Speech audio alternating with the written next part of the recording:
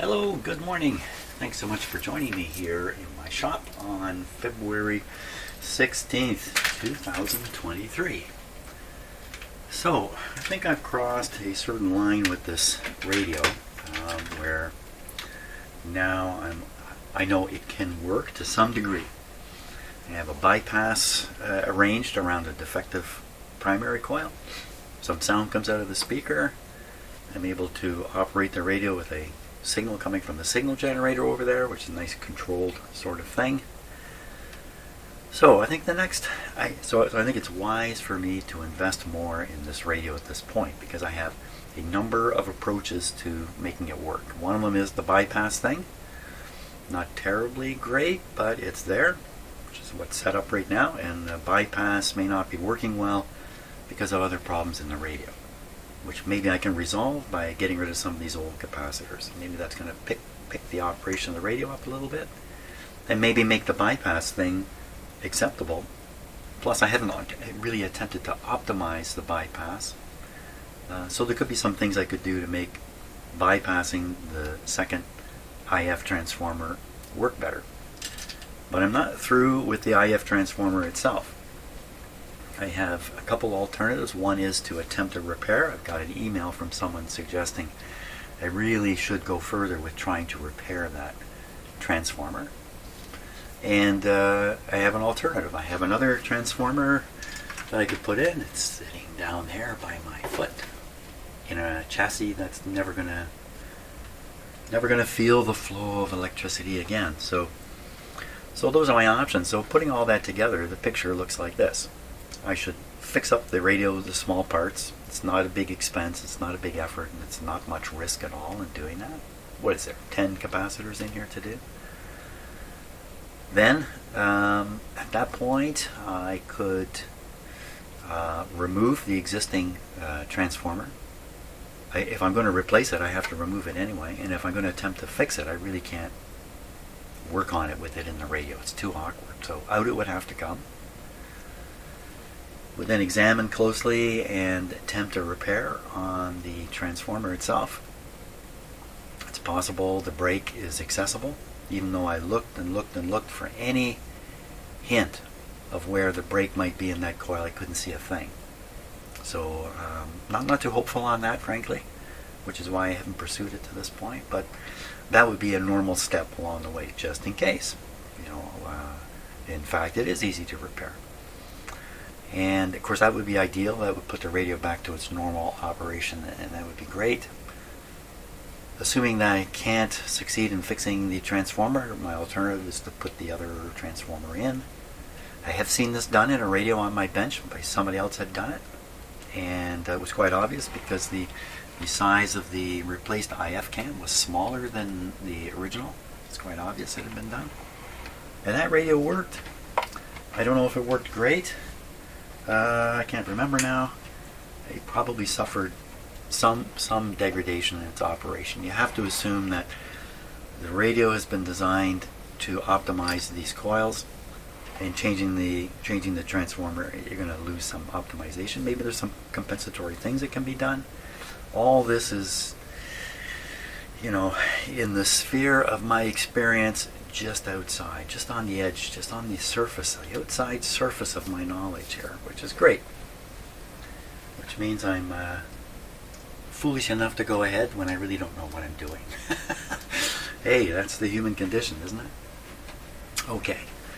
So, in terms of doing the capacitors, I think the smartest thing to do would be to do the audio capacitors first. That's usually what I do anyway. And maybe do them all at once. Maybe not do this one until the very end. This is the shielded one coming from the volume control. I'm thinking maybe I can pull the old capacitor right out of the sleeve or just slide a new capacitor in. Maybe that would work. I don't know. I have to think a little more about that. But at least the shield is a metal piece and the capacitor is separate. Some of these shielded capacitors, the shield is right inside the capacitor. So you replace the capacitor, the shield goes with it. And I don't have anything like that to replace it. So this one has some hope. to be done too, but I would leave this one for the end. This one is carrying all the audio in the radio from the volume control further into the audio amplifier. If this guy's not conveying the volume very well, then that would be one reason why we're getting low output. The rest of them, I think it's a bulk change as soon as I figure out which ones are in the audio circuit. So it's probably got to be, this one's got to be the tone one. And then you just guess all the ones up in this end here of the radio as opposed to this end are going to be audio stuff. Why don't we just visit the schematic before I get going here and see what we can see from that. Okay, so in terms of doing the audio, I'm at the wrong end of the radio down here, audio. So everything basically past the volume control. It's kind of a way of looking at it. So we have this is the shielded one I was just talking about. And then we have one down here. Whoops. So this is the tone control here. And this has to be the tone capacitor. It's probably the one I put my finger on when I was talking. 0.007. We have this blocking one. This is very important. Blocking DC from reaching the grid of this tube. And we have this guy here. That's a small capacitor. Probably not a concern at this point. And we have this one. It's important to change out here too. 0.0005. So 1, 2, 3, 4, and then 5.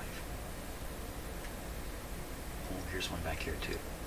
This is also a picofarad, 100 picofarad, so probably leave this one for now anyway.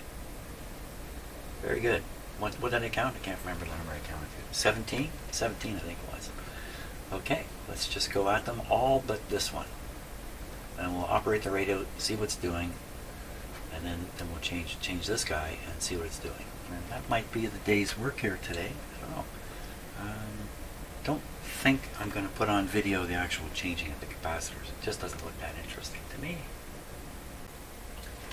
I think what might be interesting is as I cut out each capacitor, here's the first one I've cut out from where the clip leads are hanging, so I don't lose track of where it came from.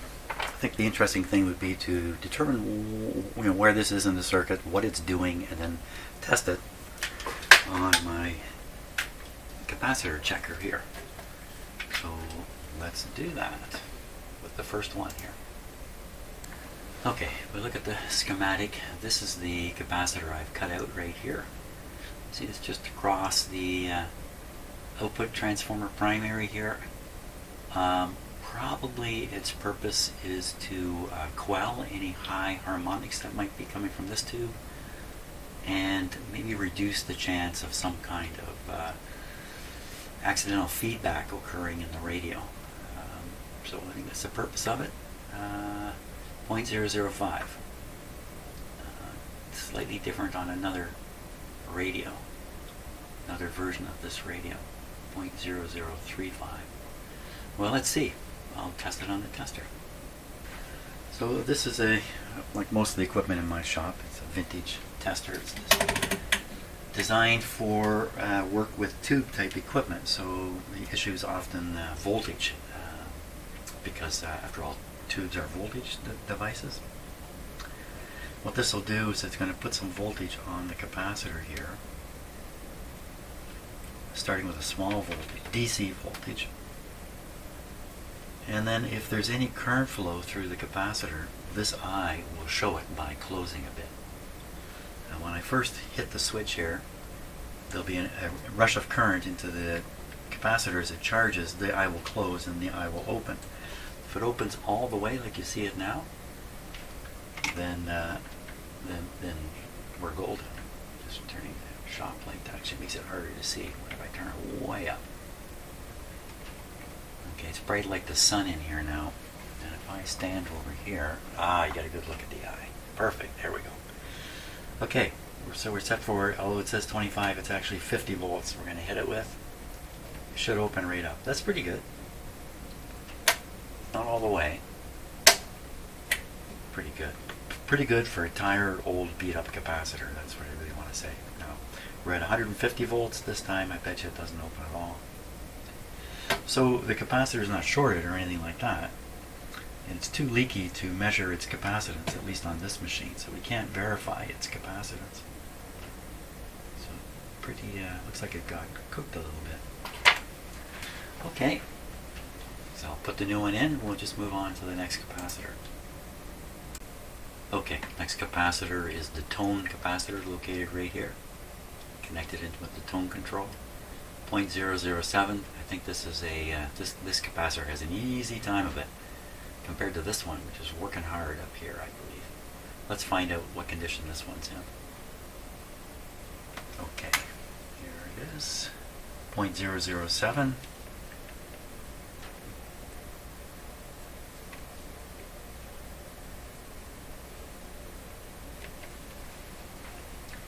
I'm guessing this is actually going to be in pretty good shape. Let's find out. Open right up on 50 volts. No, not going to make it. So apparently, having an easy life doesn't guarantee a long life. He's done too. Okay, 0.007. I'll replace that one. Well, it turns out I don't have any 0.007s, and I'm guessing it's a little bit of an unusual number in the radio, a little bit. Maybe it really has to be this value to make everything work right. But what happens if I put a 0.008 in there? So I put a little bit of a bigger one. So how's this working exactly? You slide this control down here, and you've placed a ground. Well, this is a little. So, what's going on here? Slide it down here. You've stuck a ground right here. So you would be removing what? Huh? If we go way up here, you've stuck the ground way up here. Oh, this is the tone capacitor. There's a combination thing going on here. Okay.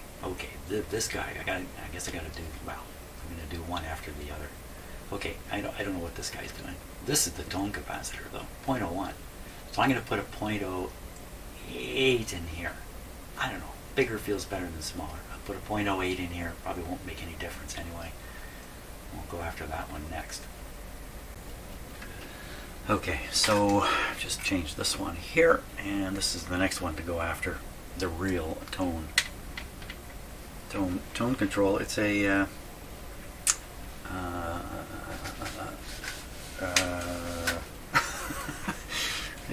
what happened here? My head's not working. Molded. It's a molded capacitor. It's one of these with a plastic shell on top of it, kind of. Okay, just bear with me. I'm going to cut it out. It's just going to take a second here. Okay, 3 seconds, 5 seconds. Here. There we go. 0.01, 600 volt. Sangamo, Canada. Type 30.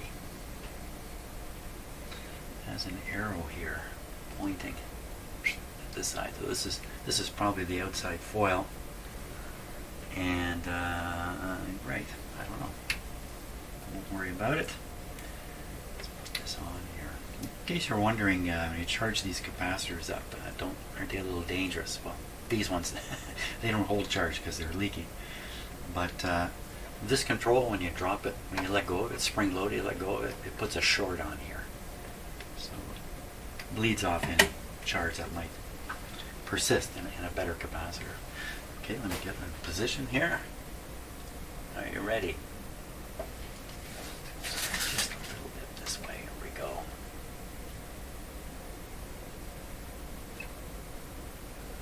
Similar to the others. No go. A good capacitor, I can dial this right up to 450 volts, and I've done this with a brand new capacitor. I've done it quite a few times. Do this control, this thing pops right open. So definitely bad, no surprise. It's probably beyond its guaranteed service life. Okay, I'll put a new one in for that. Okay, so I just put that guy in. The next guy is this one. This is the real 0.02 tone guy. Let's cut him out right now.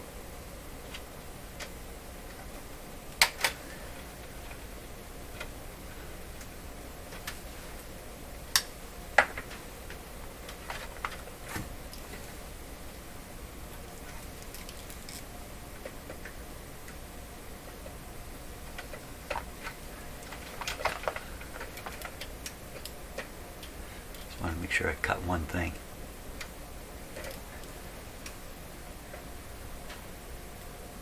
And that should be the right thing also. Marking where it came from.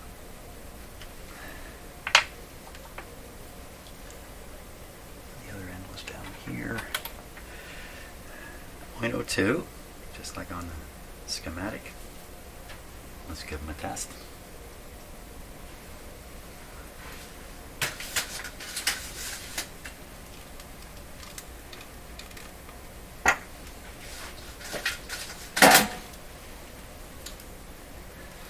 Okay.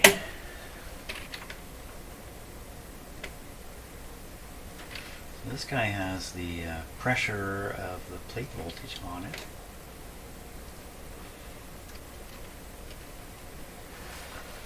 Okay, 50 volts. What do you say?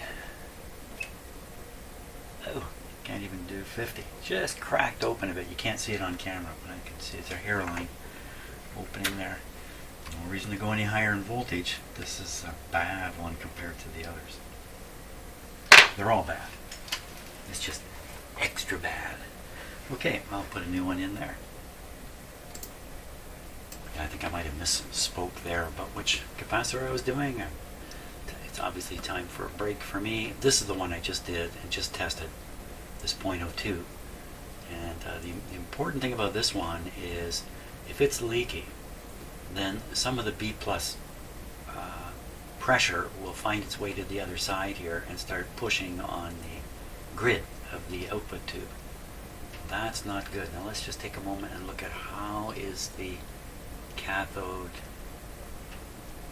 So I have a 1 watt 390 ohm resistor in the cathode circuit here. So this is what's actually providing the bias. In this tube, instead of pushing the grid negative, because that's tough to do in a radio like this, where's the negativity come from? Instead of pushing the grid negative, you put a resistor like this in the cathode circuit. The cathode goes positive relative to the grid. So that's the idea. Basically the grid is at ground potential, but if this guy is leaking, then the grid will be pushed up more and more positive, counteracting the voltage difference created by this, the voltage difference between the cathode and the grid. And the end result is loss of bias. You might not hear anything unusual going on with the sound, but what could be happening is the amount of current constantly flowing through this tube is getting greater and greater. That's going to wear out the cathode. And I mean, these tubes are hard working to begin with. You don't want to help them. So that's why this is a very important capacitor to always check. Okay, so I've changed it. So now I've changed all the big capacitors that are in the audio circuits. So it's time to test the radio. Great. Let's see if it still works at all. Okay, let's get ready for the test. So this will still read the current in the IF tube.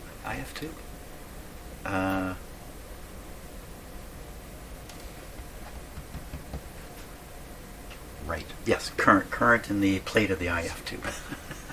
I didn't drink enough coffee, clearly. Everything here is set the same. We're good to go. Flip on the power with the dim bulb still. Where's the volume? The volume is, okay, we'll turn it down. We'll turn it up about a quarter turn or so. Turn the treble up. I have the signal generator running. Don't know for sure it's tuned to the radio. We're going pretty low voltage here, 77 volts and going down. So we're going to flip this on to full. Today's voltage is 106. We have current flowing. Uh-oh, I don't hear a thing. Turn the volume up, Jim. There it is. Okay, so I would take a guess it sounds weaker. Let me just tune this to...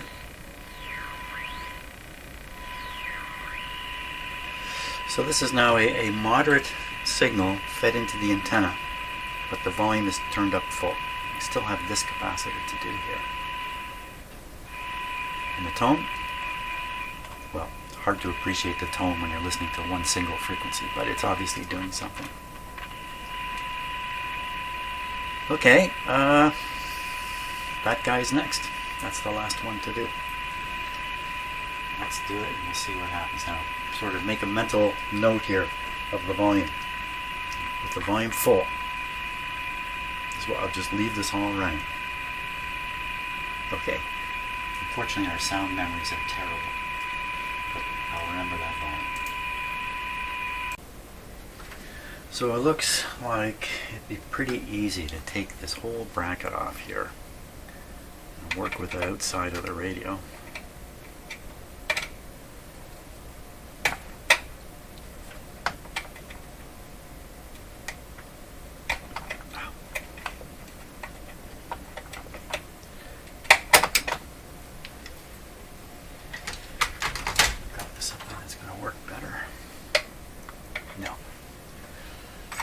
The other way. How about I put the long one?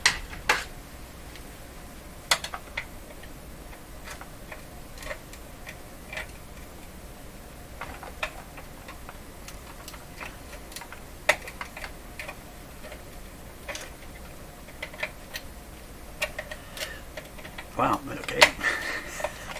There we go.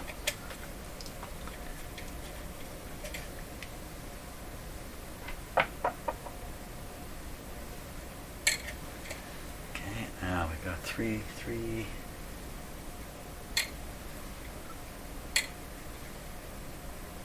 Two leads to cut.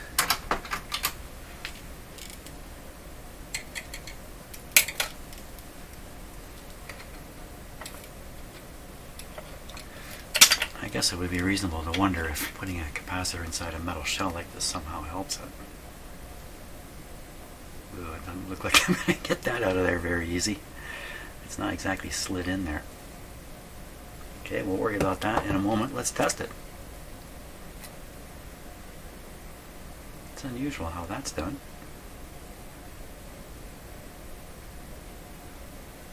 What's going on there?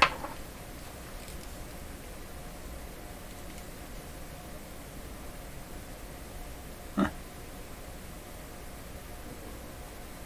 I don't know why it's like this. Looks like they cut the wire short and then extended it. Okay. Come on over here.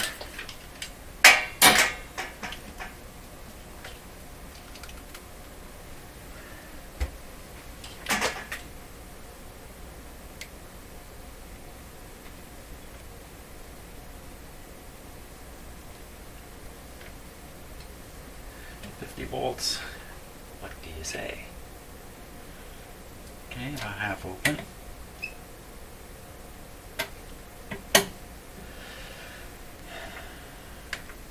It's just like the rest.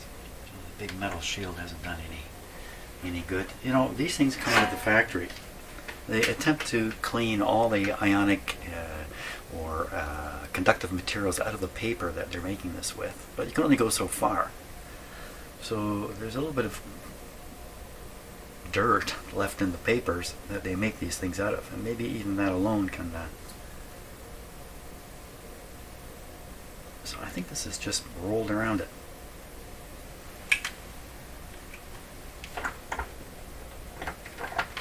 See if I can unroll it.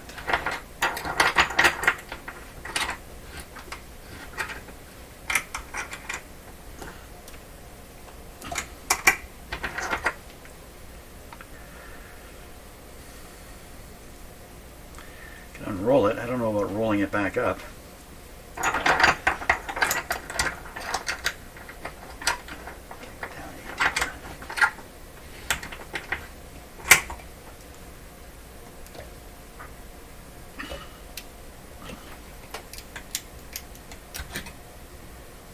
There it is.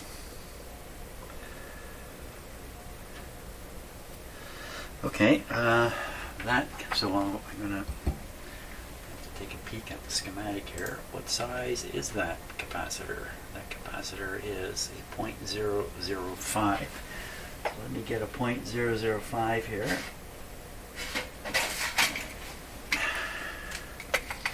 A couple choices.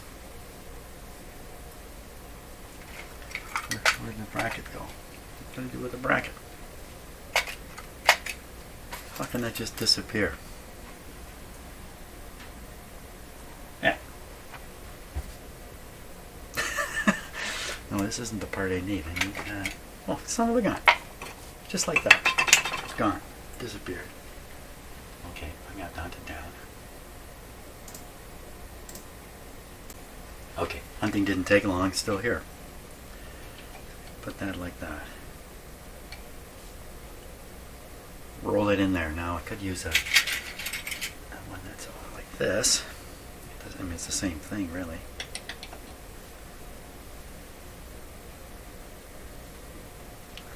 Let's go with this one.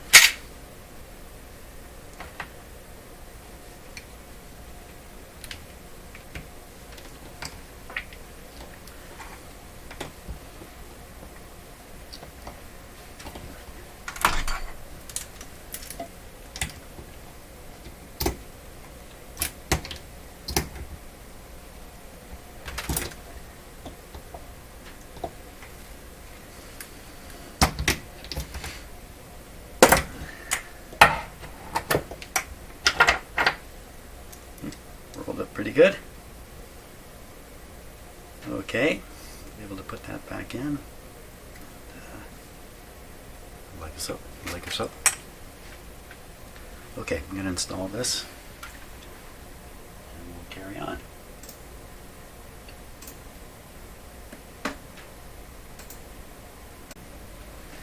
Okay, got the new capacitor in place here. Bracket screwed in. It's not really a big deal at all. Okay, time to test the radio once again. Let's get up high. Look down upon this thing. Meter's on, signal generator going. A couple of tools here put away. Disconnected the scope, which was connected here for no good reason. So I've disconnected that, but that shouldn't have any bearing on anything. Good, here we go. Volume down, just in case. Not likely to sound any different.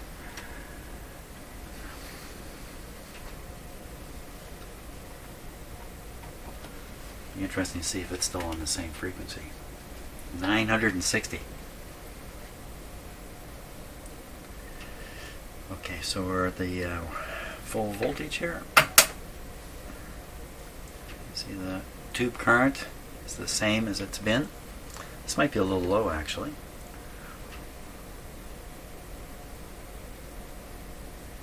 I'm listening. Okay, up with the volume. I'd say there's a tad more volume there. Let me just try tuning this here.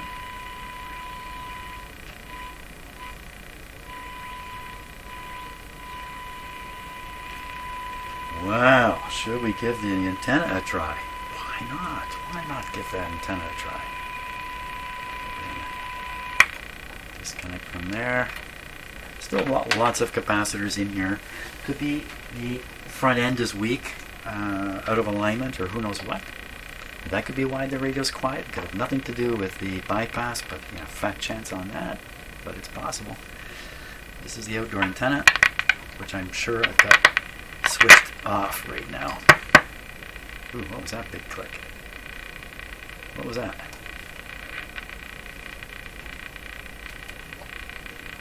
I don't know. Okay. volume situation didn't change at all. Yeah, that's full up. I'll have to run and make sure the antenna's switched on, but I don't think it's going to make any difference.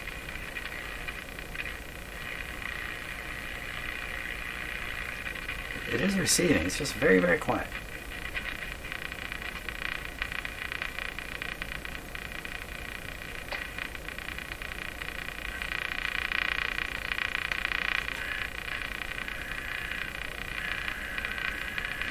Okay, I'm going to run and turn on the switch.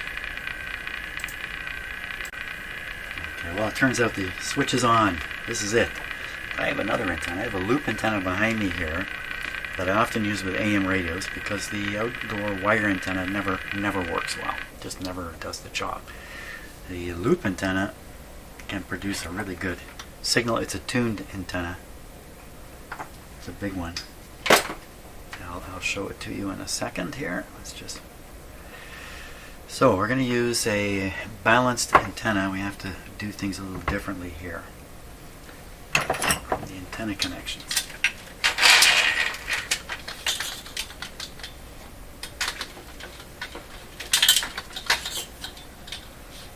You have to take off the link. Oh, really?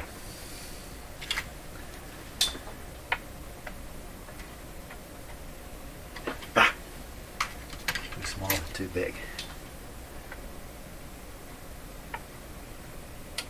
There. Okay, we take the link out. The link can short on the. Okay, and we can take the loop antenna. Put it on here. Probably a lot of people had loop type antennas for their radios back in the day. Okay, making sure that thing's not grounding on the loose screws, but that's good enough.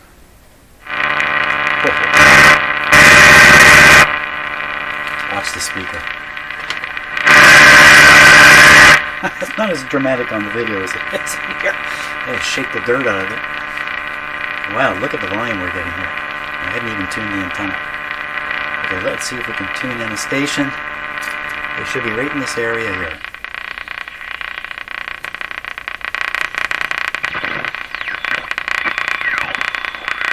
Some weird stuff there.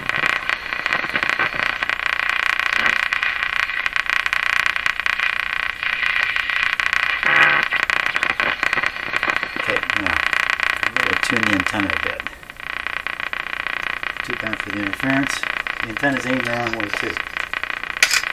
Here is my antenna I built in college, and I've been dragging it around, this junk antenna, for all these years. Okay, first of all, it needs to be aimed this way, sheet net trauma. And it also has it's tuned with a capacitor. It's kind of hidden from view back there.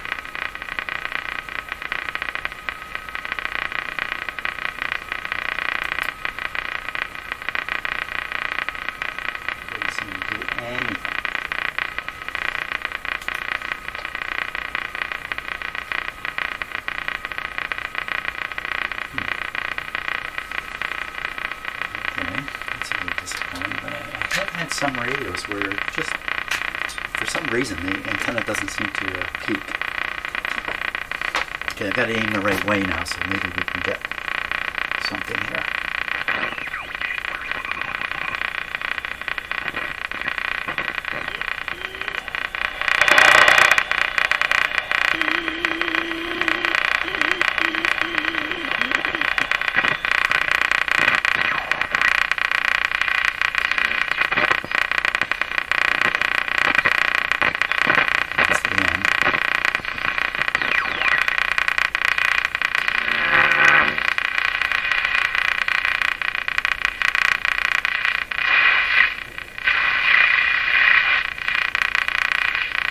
Try tuning the antenna with this noise here.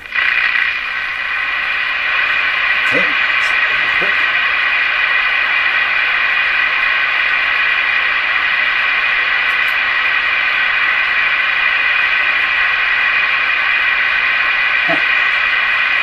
seem to tune. Anyway, I think that's going to be good enough right there. Yeah, I don't think we're going to... Yeah, that's good enough. That's good enough, because we have a bunch of the radio end of things capacitors to do yet. Just a few. And we'll see what happens then. Seemed to get a little bit better today. So thanks a lot for watching, and I hope you're getting a kick out of this. And we'll just carry on tomorrow with the radio side of things. See ya.